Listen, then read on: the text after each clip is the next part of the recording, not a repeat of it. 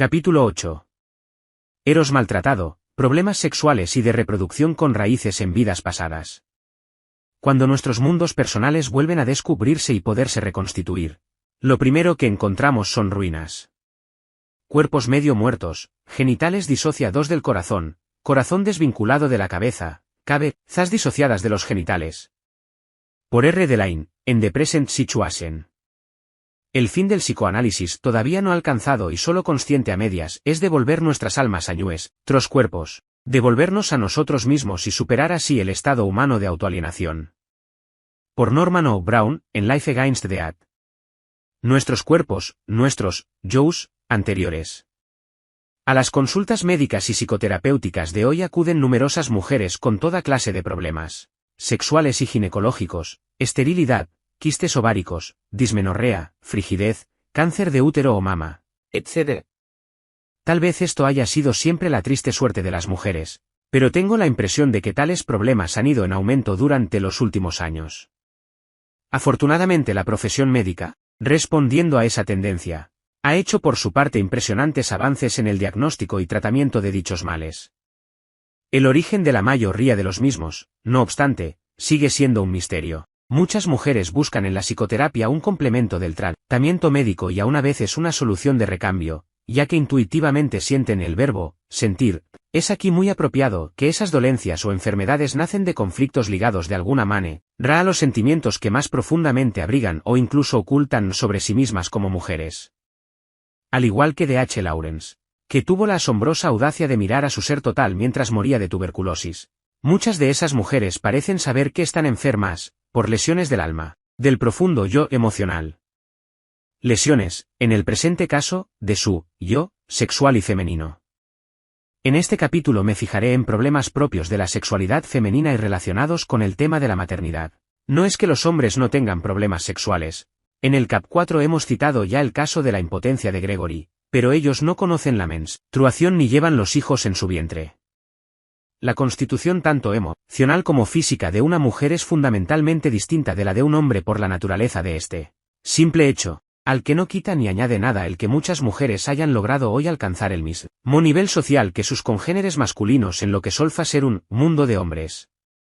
En realidad, las mujeres contemporáneas están sometidas a una presión psicológica mucho mayor que la de generaciones anteriores, ya que ahora han de salir adelante en un mundo laboral a menudo hostil a ellas y dominado por valores masculinos, conservando al mismo tiempo el contacto con el sacrosanto núcleo de su naturaleza femenina. Si por un lado me parece indiscutible que en un determinado nivel muchos de los problemas sexuales y ginecológicos que las mujeres experimentan hoy están directamente ligados a ese intenso conflicto de valores internos y afirmación de la propia identidad, creo que existe también otro nivel de esos problemas.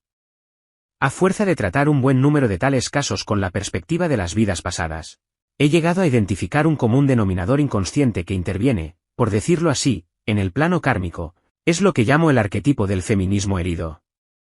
Este arquetipo, a mi juicio, se refleja ordinariamente, o más bien simbólicamente, en las disfunciones sexuales y ginecológicas de ciertas mujeres. Lo que a menudo manifiestan con dolor físico y aún con vergüenza en un nivel orgánico o profundamente emocional no es sino la acumulación psíquica del odio y temor a lo femenino.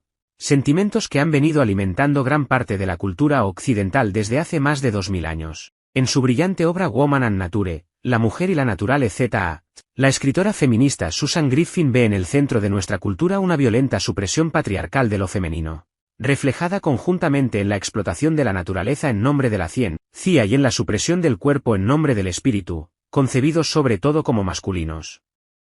Su visión poética coincide por completo con mis hallazgos al trabajar con vidas pasadas.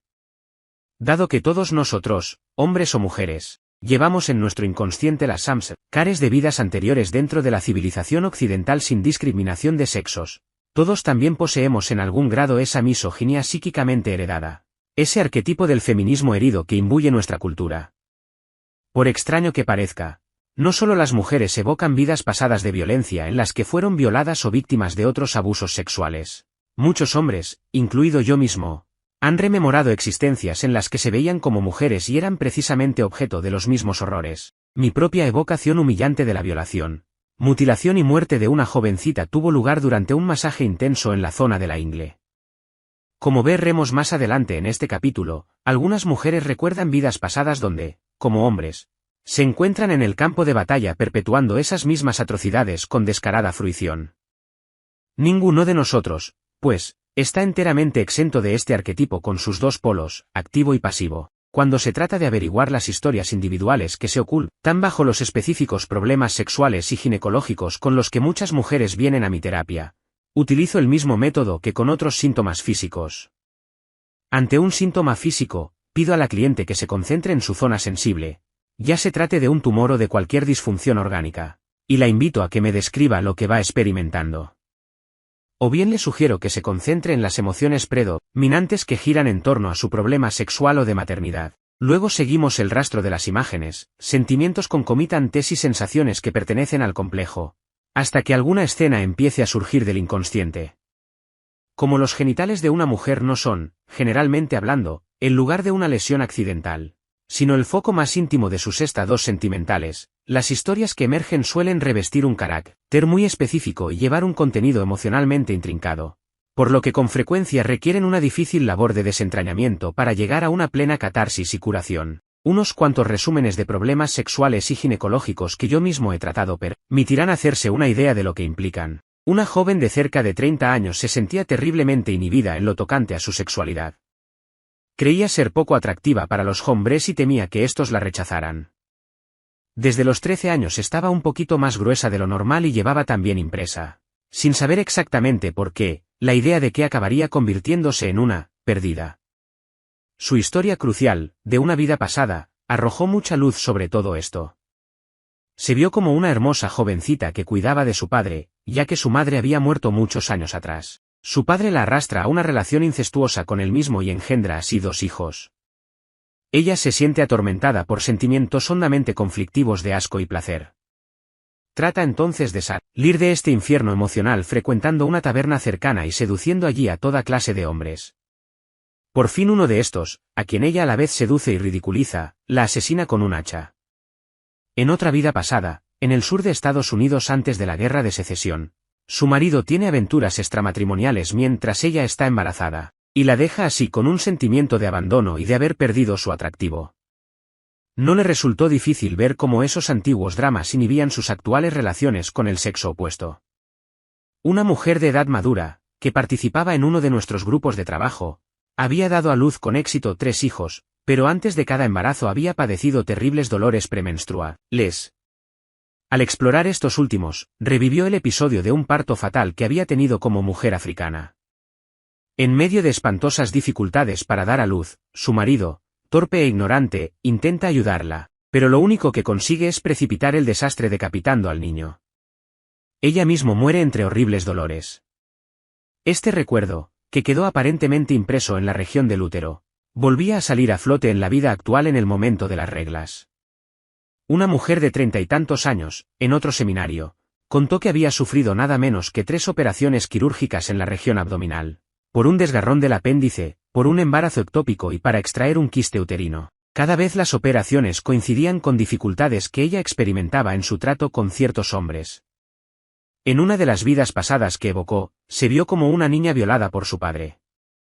Más tarde, ya adolescente, queda encinta y su padre la maltrata despiadadamente, golpeándola con brutalidad y dándole patadas en el vientre. Arrojada luego de casa y reducida a la miseria, muere de pulmonía no mucho después. Es claro que toda cuestión relativa a un embarazo entrañaba para esta mujer una ambivalencia, manifestada en los problemas genitales y abdominales que resurgían siempre que llegaba a intimar con algún hombre. Una joven universitaria, ya graduada, vino a consultarme no por motivo de dolencias o molestias físicas, sino en razón de su profunda reticencia a la idea misma de tener hijos. Incluso durante la entrevista se mostró muy reacia a discutir este punto, pero era evidente que reprimía intensas emociones cada vez que abordábamos algún tema relacionado con su tabú. Al concentrarse en estos sentimientos, se encontró a sí misma, en otra vida, como prostituta que acababa de tener un hijo sin desearlo. En un estado de depresión probablemente a raíz del parto, el padre se había esfumado. Ella, fuera de sí y desesperada, mata al recién nacido lanzándolo contra la pared. A su depresión viene a añadirse una enfermedad debilitante. Por fin, sintiéndose culpable, abandonada y exhausta, Muere en su sórdido burdel con estos últimos pensamientos: no me importa ya nada, no merezco tener hijos. Es obvio que los sentimientos, inacabados, de culpabilidad habían bloqueado totalmente en esta joven su deseo de ser madre. En el caso de las dos primeras mujeres, sus zonas abdominal y genital emitían en realidad angustiosos mensajes de dolor procedentes de sus vidas pasadas: no me toques. Me haces daño, me estás matando, te odio, déjame en paz. La joven que no deseaba tener hijos era algo más afortunada por cuanto sus antiguas heridas no afectaban directamente su cuerpo. Pero en su caso el sentimiento de culpabilidad por matar al hijo no deseado la había conducido inconscientemente a cerrar por completo la parte materna de su ser. La labor terapéutica con este tipo de problemas no es fácil ni tiene siempre éxito, pero cuando mis clientes son lo bastante valerosas y pacientes como para permitir la exploración psíquica de esas zonas sensibles e íntimas, casi inevitablemente surgirán fragmentos de algún antiguo drama que estaba enterrado. Cada vez que sondeamos las imágenes ocultas tras fibromas uterinos, excrecencias, tumores, graves disfunciones menstruales o incapacidad para concebir, se revelan crueles historias paralelas de embarazos malogrados, abortos forzados, sacrificios infantiles u otras incalificables torturas o mutilaciones sexuales. Por si a alguno le vinieran fantasías sentimentales sobre viejos tiempos de un idílico matriarcado, sepa que mis ficheros contienen innumerables recuerdos de sacrificios de niños, la diosa, y no pocas descripciones de tribus donde a muchas mujeres se les amputaban ritualmente los genitales para que las sacerdotisas los ofrecieran a la Gran Madre.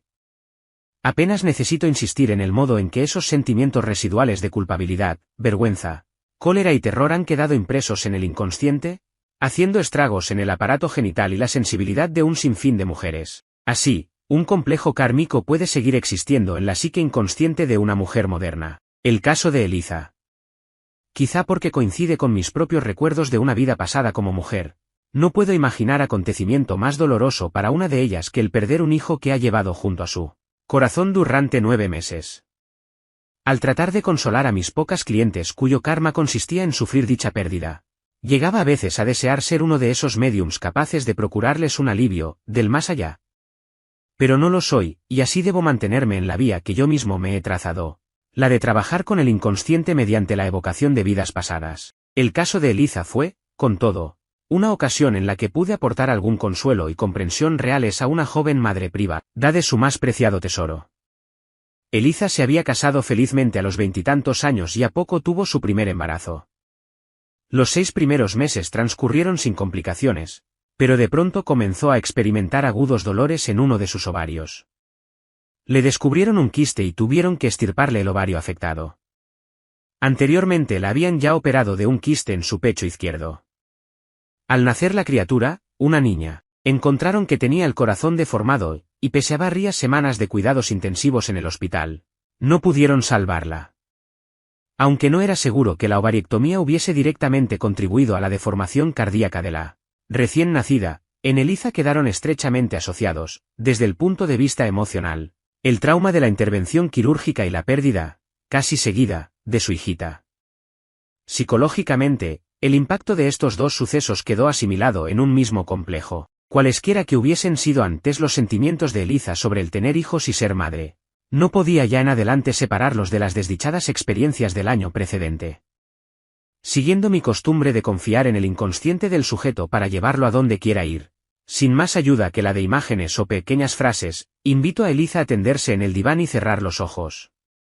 Me acaba de contar su historia por menudo, y en una de sus digresiones me ha dicho que siempre la han horrorizado los cuchillos. Tomo nota de esta fobia, preguntándome en silencio con qué episodio de una vida pasada podría relacionarse, pero animo a Eliza a que se concentre sobre todo en su reciente experiencia. Me parece claro que su más intensa carga emocional tiene que ver con el embarazo y la pérdida de su hijita recién nacida. No hay que buscar otros traumas hasta que hayamos abordado lo consciente. Se da el caso de que Eliza conoce ya bien la técnica respiratoria del rebirthing, que utilizo con frecuencia en mi terapia. Como esta técnica es muy eficaz para liberar traumas de todo tipo, hago que Eliza respire como lo aprendió y le digo que se deje llevar por lo que vaya saliendo a la superficie. En breve comienza a ladear la cabeza como luchando contra algo que le viene contra su voluntad, y le brotan las siguientes palabras: «Hay sangre. Sangre. Está vestido de amarillo. Es el médico. No, no quiero, Por favor, no me corte, no me corte. Me duele. No puedo moverme. No me corte, por favor. No puedo moverme. No puedo hacer nada. Me está cortando. Los hipnoterapeutas saben ya desde hace mucho que la anestesia no afecta al inconsciente. Aunque la conciencia se duerme, o queda como flotando en una especie de fantasía desencarnada y placentera, el inconsciente registra todos y cada uno de los detalles de la operación, incluyendo, triste es decirlo, los episodios marginales, bromas de mal gusto y sombrías predicciones de muchos cirujanos. Así pues, no me sorprende que el yo inconsciente de Eliza reviva ahora el trauma de su ovariectomía. Pero lo que escucho con especial atención es su modo particular de reaccionar ante los acontecimientos. Me está cortando. ¿Hacia abajo? Mi hijo está ahí. No haga daño a mi hijo. Por favor, no haga daño a mi hijo.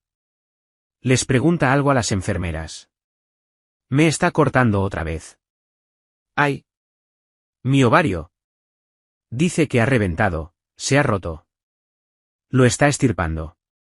Está limpiando el otro. He perdido mi ovario. No puedo moverme. No puedo hacer nada.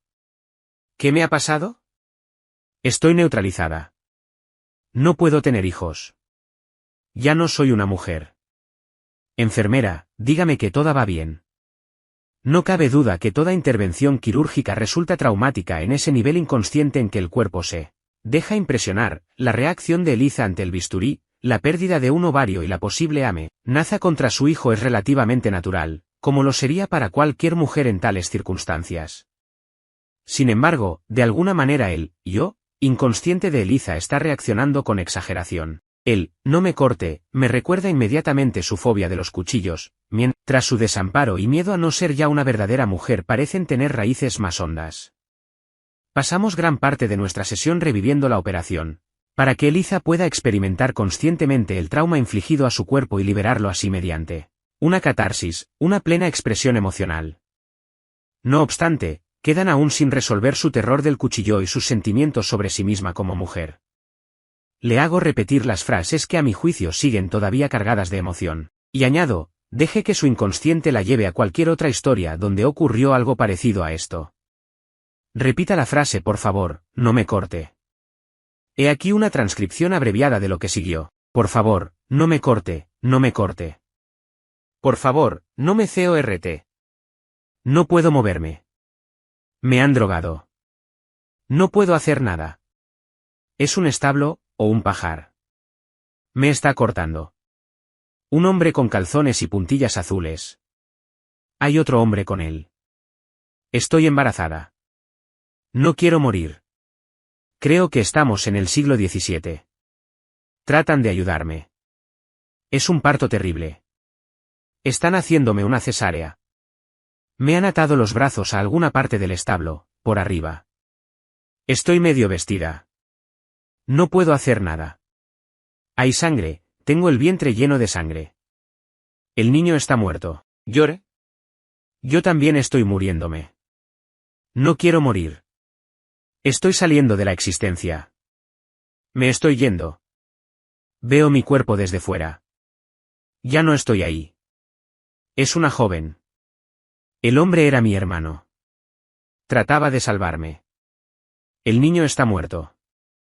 Nació ya muerto. Yo no he podido hacer nada. Es peligroso tener un hijo.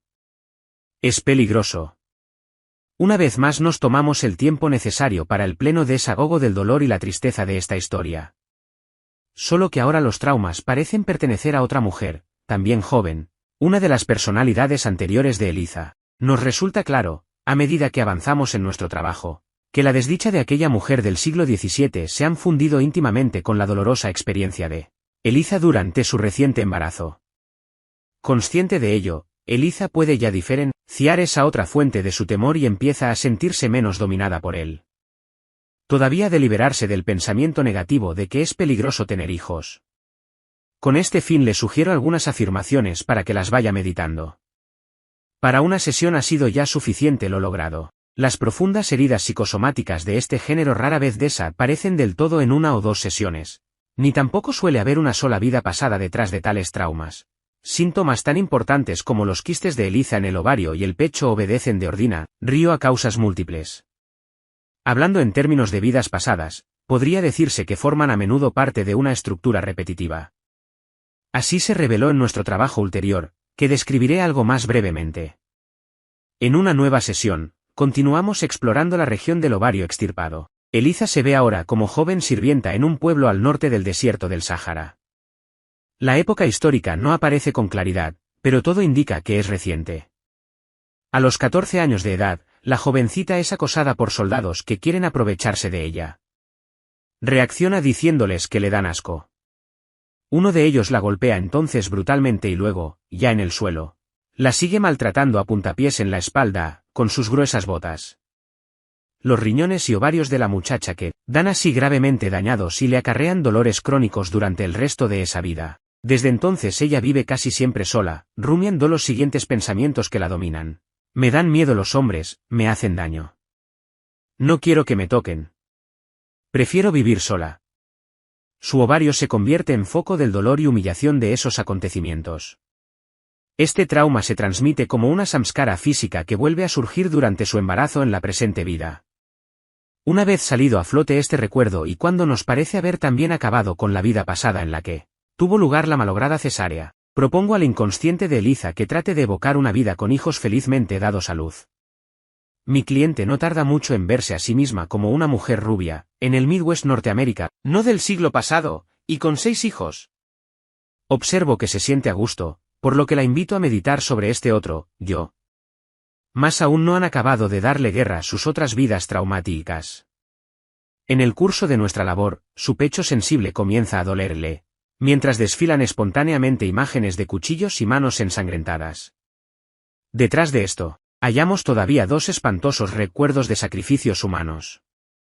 En uno, ella es un hombre azteca capturado y degollado, en el otro, se contempla a sí misma como una mujer de 50 y tantos años, víctima de alguna especie de ritual satánico propio de la Edad Media, aunque no llegamos a precisar la época del suceso.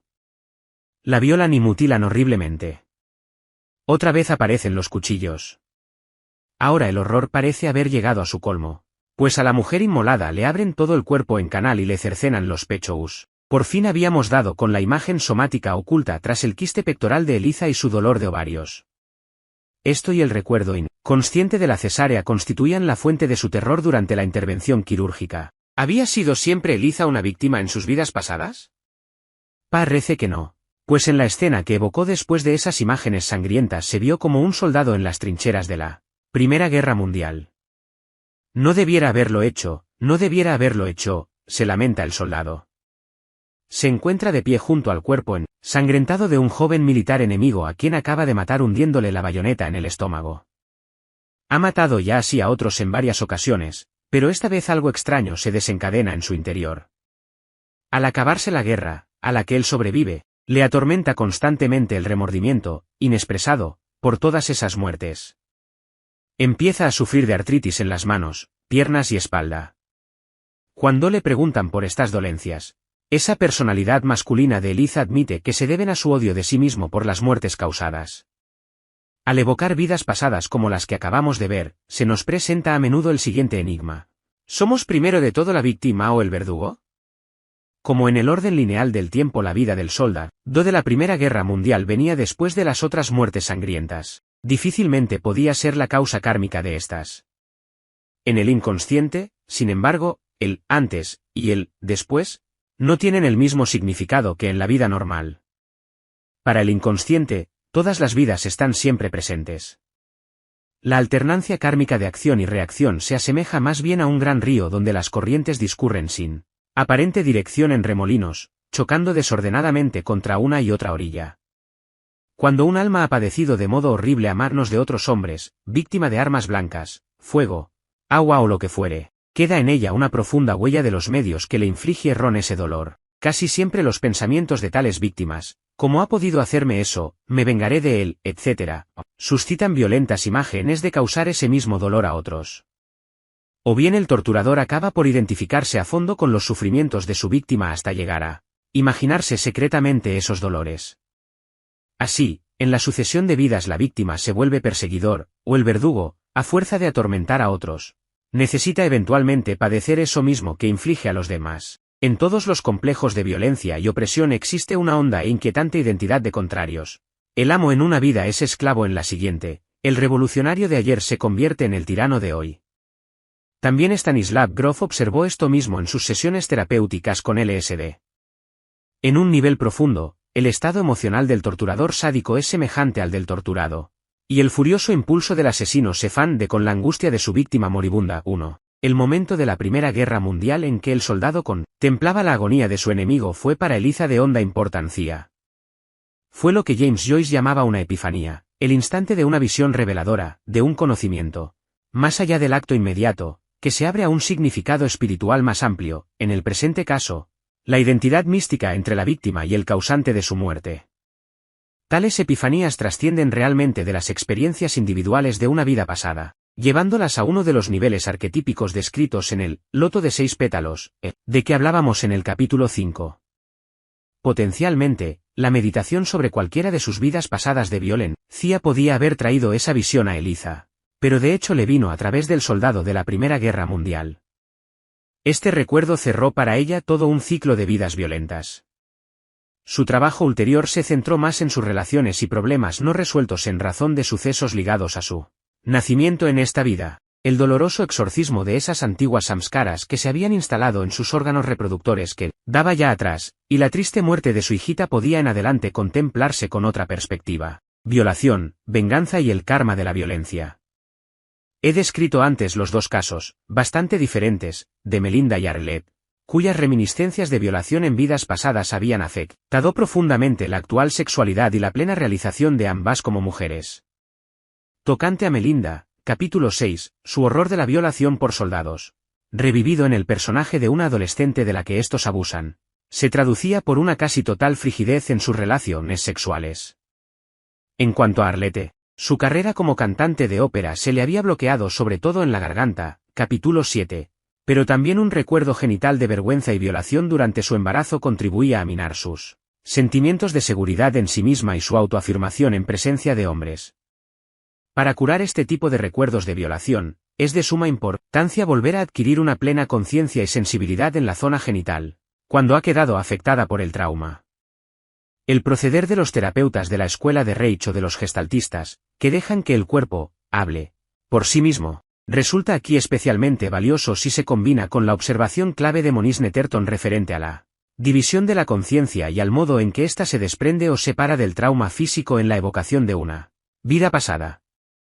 Subrayaré todavía la manera en que este fenómeno determina muchos problemas de frigidez y falta de orgasmo, citando de nuevo una parte de la historia de Melinda.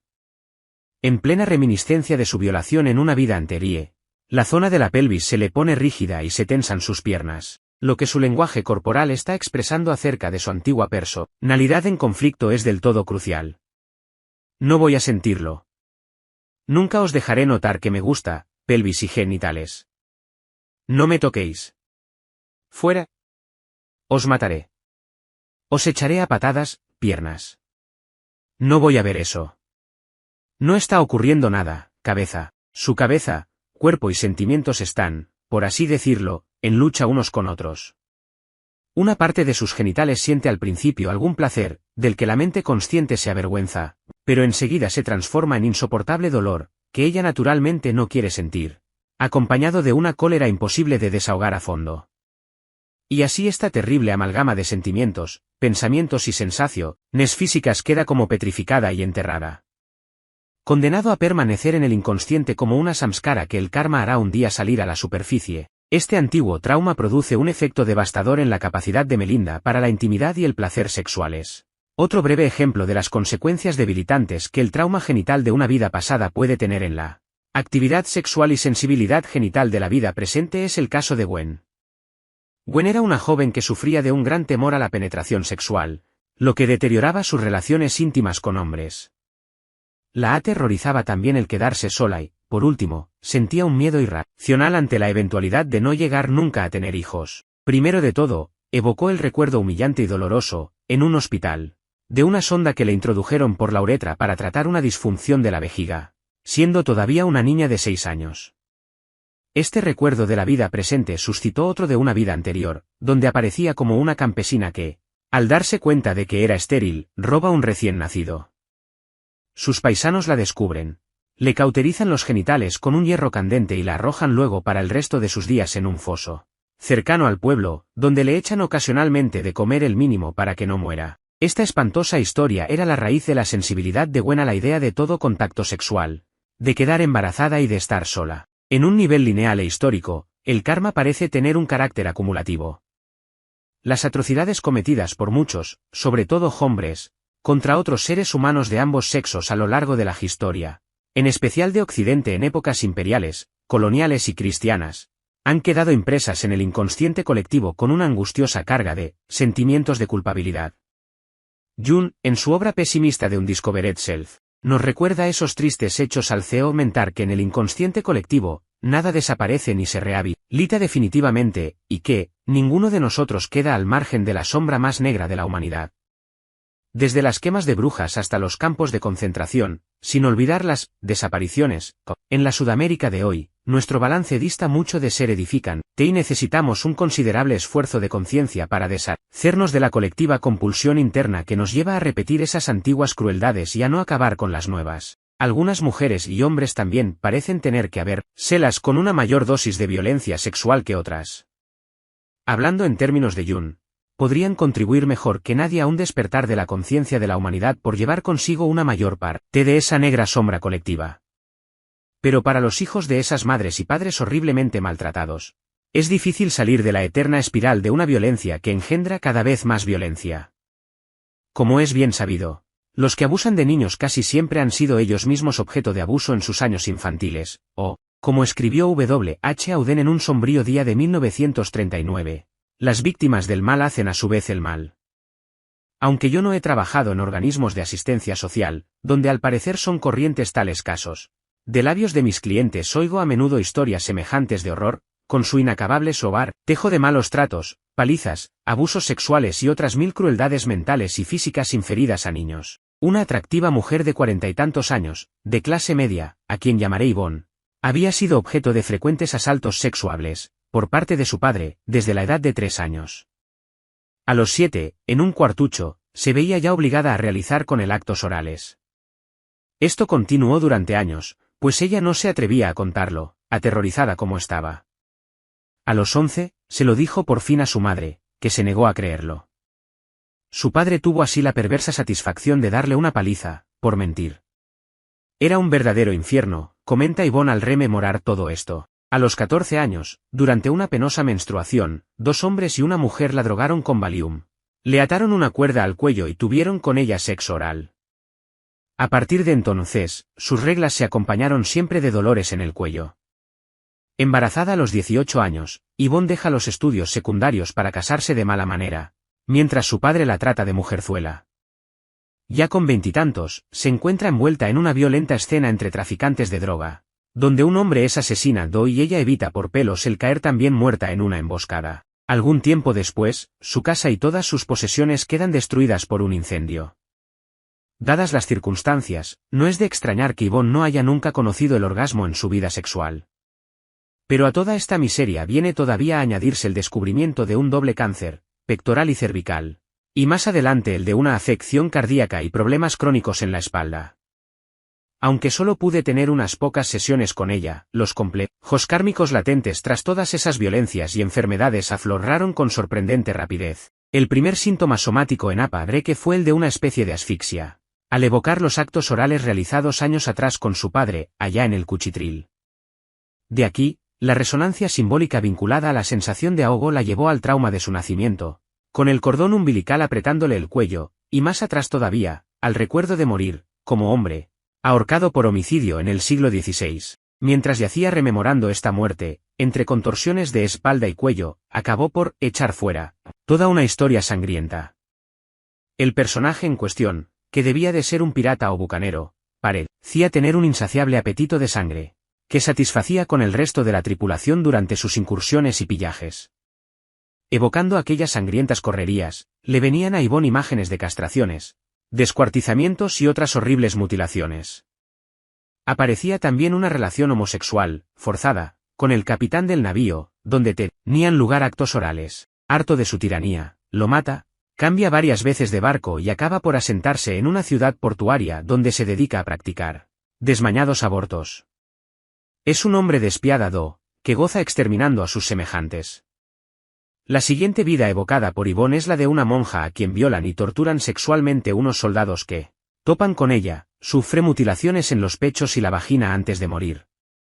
En una tercera vida, se ve a sí misma como un rudo pistolero del oeste, aficionado a las mujeres y a la violencia.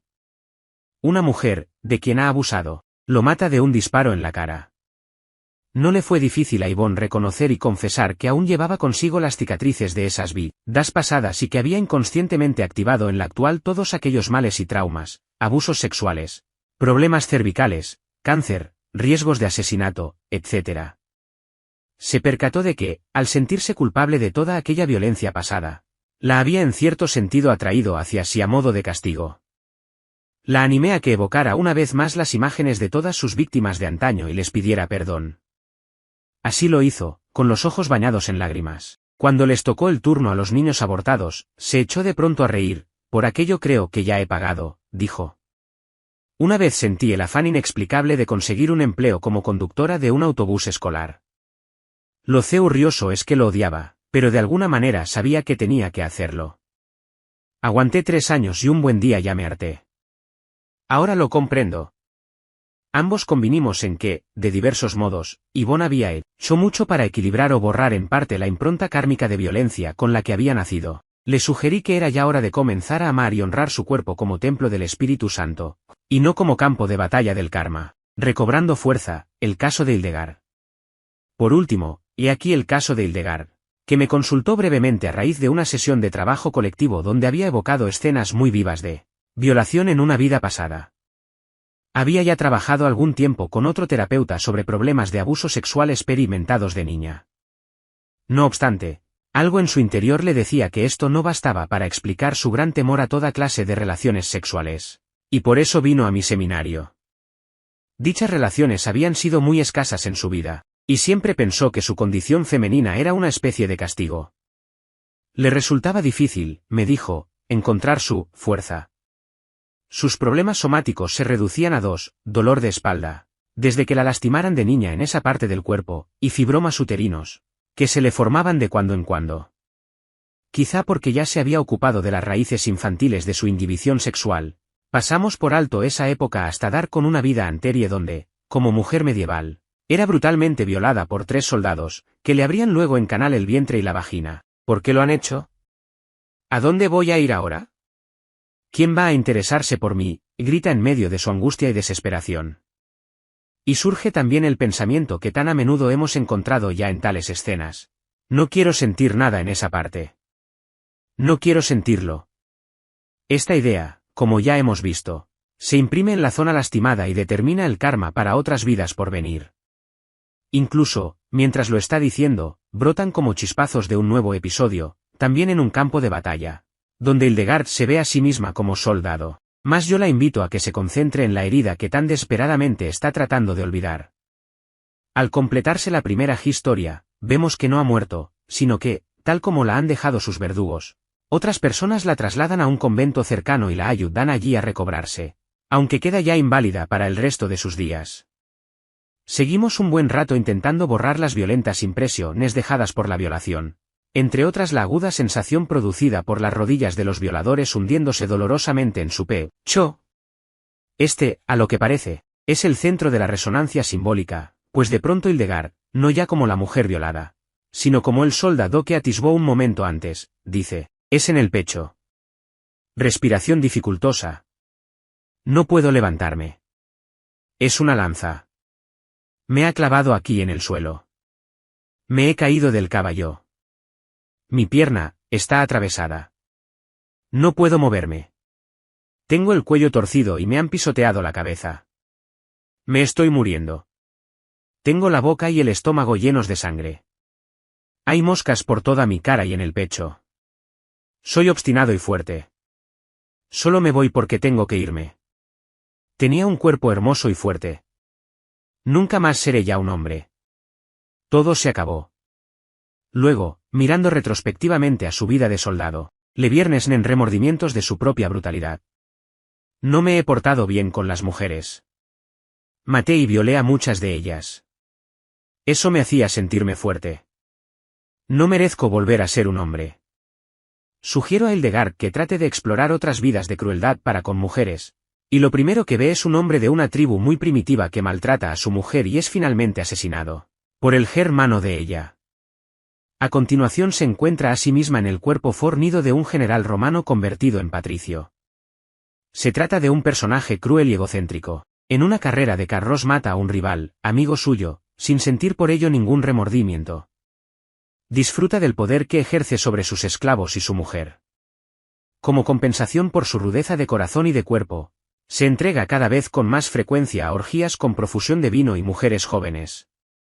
Convencido arrogantemente de que puede obtener cuanto desea, comete adulterio, sin apenas ocultarlo, con la mujer de un eminente ciudadano.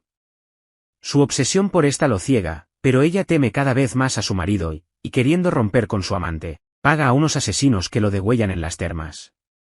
El exgeneral muere, pues, furioso contra esa mujer que lo ha traicionado. Su vida ha sido indigna y egoísta. Mirando hacia atrás, este personaje se percata de que lo que buscaba en todas esas mujeres era el afecto y la ternura que no podía encontrar en sí mismo. A partir de una vida en que había sido víctima de violencia sexual, el inconsciente de Hildegard le hizo descubrir nada menos que 3 existencias violentas, como hombre. ¿Estaba todavía, en la vida actual, tratando de compensar toda aquella violencia y dureza? ¿Había tenido más vidas pasadas como hombre que como mujer, según piensan algunos que les sucede a ciertas almas? Lo seguro es que Hildegard experimentaba una profunda vergüenza inconsciente por las crueldades de aquellos personajes masculinos que ahora, como mujer, la tenían inhibida. No es extraño que, con tales imágenes en su psique, sintiera que su actual condición femenina era una especie de castigo. De hecho, se estaba castigando a sí misma. No solo sentía que no merecía ya ser hombre, como si hubiera abusado de ese privilegio, sino sobre todo experimentaba en lo más hondo que Río debía permitir en sí misma la más mínima manifestación de lo masculino, para no recaer en sus brutales hábitos de antaño. En realidad, pues, se estaba inconscientemente aislando de la verdadera fuente de su propia fuerza. A raíz de amplísimos estudios sobre las personalidades secundarias que aparecen en los sueños de mujeres, Jung identificó como un arquetipo la figura masculina que en ellos se repite, dándole el nombre de Animus. Un Animus fuerte y sin complicaciones permitirá a una mujer abordar el mundo con entusiasmo y energía y afrontar la bravucona competencia masculina con tenacidad, humor y hasta orgullo. Pero cuando su Animus se avergüenza de sí mismo en secreto, como en el caso de Hildegard, o se siente profundamente culpable, como en el de Yvonne, no logrará afirmarse ni implicarse de lleno en la vida, o bien, de modo inconsciente, atraerá hacia sí catástrofes y ataques que vendrán a confirmar su falta de aprecio y afirmación propios. Un gráfico ejemplo de Animus herido en los recuerdos de una vida pasada es el de cierta mujer tímida, pero muy creativa, llamada Ellen, que prefería trabajar tranquilamente en su casa como diseñadora en vez de correr el riesgo de luchar por salir adelante en una de las grandes agencias urbanas de publicidad. En una desgarradora evocación de vidas pasadas, Ellen se vio en el personaje de un tímido adolescente, leñador, que se niega a participar en una orgiástica violación colectiva con otros jóvenes mayores que él. Estos, en su desprecio, lo castran, y él se aparta para siempre del mundo retirándose a vivir solo en una cabaña. En la joven Ellen, el hombre herido, o Animus seguía simbólicamente teniendo miedo de perder su potencia en un sañudo mundo masculino. Me alegra añadir que, al echar fuera ese terrible recuerdo, mi cliente cobró nuevas fuerzas para reanudar el contacto con la sociedad. En los casos de Eliza, Yvonne e Hildegard, hubo como si dijéramos un punto de inversión, de la víctima femenina a la brutal figura masculina. En todos ellos tuvimos que trabajar con las respectivas personalidades masculinas que vivían dentro de esas mujeres.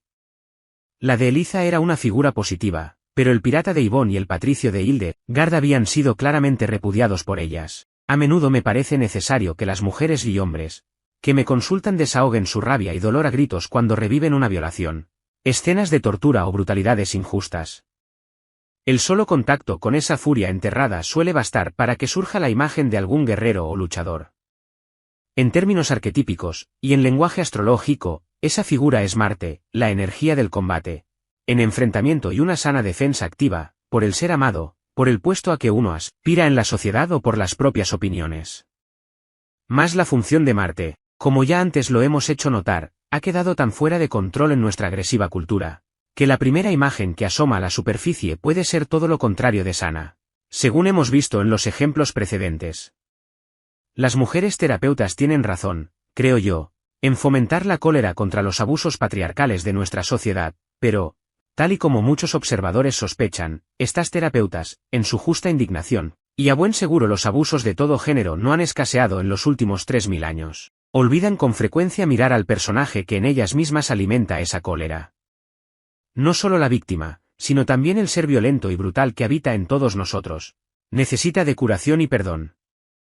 Los hombres no son los únicos en tener que habérselas con esa sombra especialmente perniciosa. La terapia de vidas pasadas suscita la pregunta a la que es incapaz de responder, de hasta qué punto en cualquier mujer hay un predominio de vidas masculinas tras su identidad femenina.